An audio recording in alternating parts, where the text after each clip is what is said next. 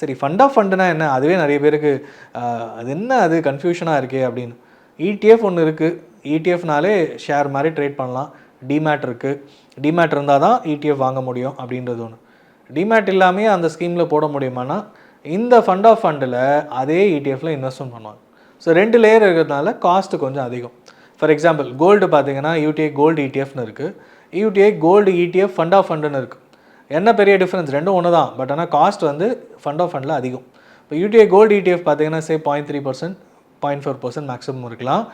அவ்வளோதான். அது வந்து அதுக்கு டிமேட் இருக்கணும். டிமேட் இருந்தால் மட்டும்தான் அந்த கோல்டு இடிஎஃப்பை பர்ச்சேஸ் பண்ண முடியும், செல் பண்ண முடியும். பட் அந்த டிமேட் இல்லாமையே அந்த கோல்டு ஃபண்டை வாங்க முடியுமானா, UTI gold ETF fund of ஃபண்டில் இன்வெஸ்ட்மெண்ட் பண்ணலாம். அது நார்மல் மியூச்சுவல் ஃபண்டு மாதிரி. ஃபண்ட் ஆஃப் ஃபண்டுக்குன்னு ஒரு எக்ஸ்பென்ஸ் ரேஷியோ, அதை இன்வெஸ்ட்மெண்ட் பண்ணுற இடிஎஃப்க்கு ஒரு எக்ஸ்பென்ஸ் ரேஷியோ.